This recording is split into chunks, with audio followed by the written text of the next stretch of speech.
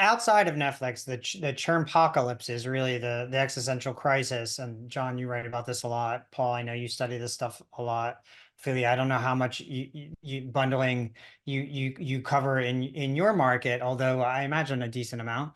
Yeah. But it does seem to be the conversation of the moment to protect all of these players.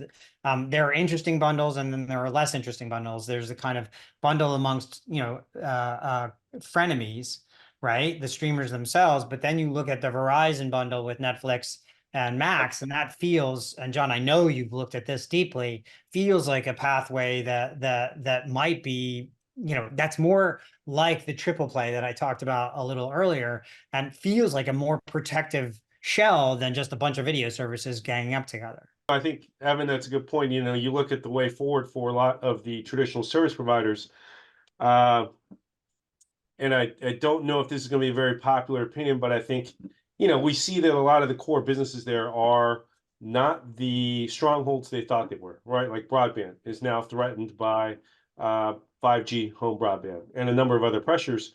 And so as they look to, I personally think that they should look at themselves as more than simply a provider of cable TV, a provider of broadband, and maybe somebody that also throws in an MVNO delivered mobile service, right? Look at that beyond that bundle.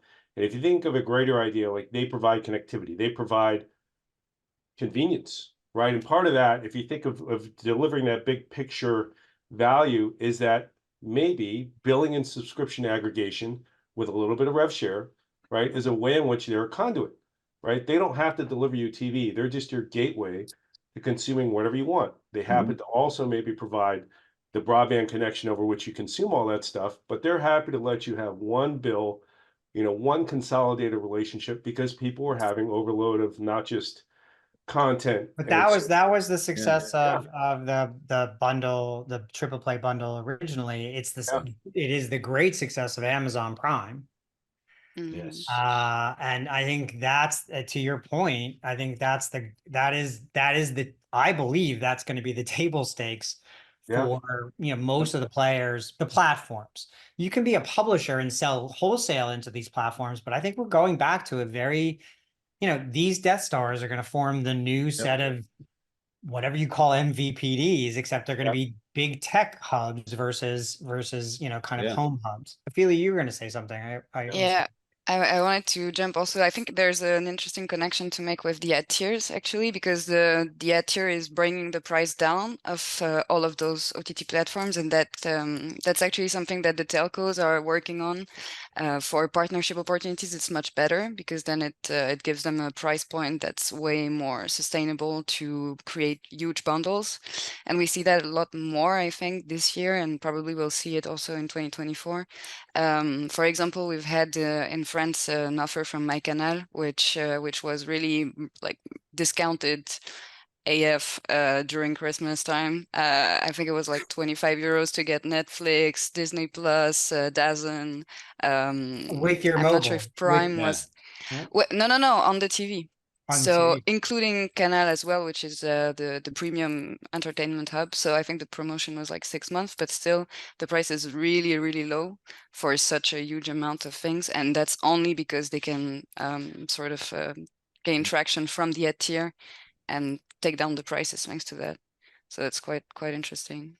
Yeah, I mean, the other thing is they don't make money off of the pay TV. Like that's just they used to at one point. It's just a stickiness thing. So they could give a flying bleep whether they're showing you the traditional pay TV bundle or a bundle of streaming services. It's all the same to them. And we saw that with Charter, where Charter was like, yeah, Disney, you want to play ball, you're going to give us a discount so we can pass. But that they on. did. That's I mean, they shed a decent number of subscribers, I think, above the norm. As a result of that, and they're not going to come back. And then you look at the broadband, flattening out in the U.S. And my question for all of you is, Zumo or not Zumo? Do you feel like they have, because constructed correctly, Zumo should be between these two companies. You're talking about 60 million broadband homes in the United States, the most valuable consumer homes probably on the planet Earth, right? And in all main markets, you know, and you're talking about broadband in a main market. So these are expensive customers. It does feel like they have an opportunity to bundle a television set with a suite of services, mobile, broadband, all these video services at discounts, everything you want and don't want, home security, together. That feels like a competitive advantage that very few people other than an Amazon Prime have in the US right now. That's we've done, well, and Evan and Alan, you guys have seen it, but we've done a lot of research on bundling, and there's two things that are kind of creating a ceiling for how many different not just forms of media, but how many different subscriptions people have. One of them is cost, but the other one, which is just as big, is just their ability to use it all. So complexity. There's just as many people who say, I don't add another streaming subscription because I can't afford it. There's just as many people who say, I don't add one because I just wouldn't be able to use it, or it's too complicated to manage all these individual relationships. Right. So I think what both of you guys have just said is exactly right, that the pay TV companies have this huge opportunity to aggregate together lots of different things like the triple play, but there's no reason to stop at 3 anymore. And they could aggregate together your gaming with cloud gaming, with some of them already doing. Right. They It comes could- to they all could plug comes to in the your- same set of pipes, right? Yeah. Spotify. And people assign tremendous value. Like if you look at Verizon Plus Play, which has been pretty successful, that there isn't actually any content at all associated with that. All they're doing is they are making it easier for you to use all the subscriptions that you already have, and one place that you can go and shop for them, and one place that you can add them or drop them.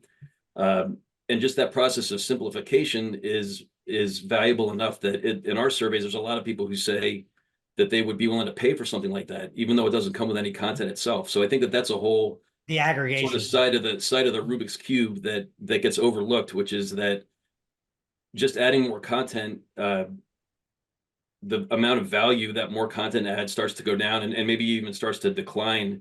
We did one survey where there were people that said that they would pay more for a smaller bundle of TV networks if it was just the networks that they use. So if you just, I'd pay extra Well, and so to have 25 instead of 100 because it would only be the 25 I care about. yeah, but it's the difference between the price fee and the free fee and the a la carte. Yes, you're going to pay more for each individual steak that you buy.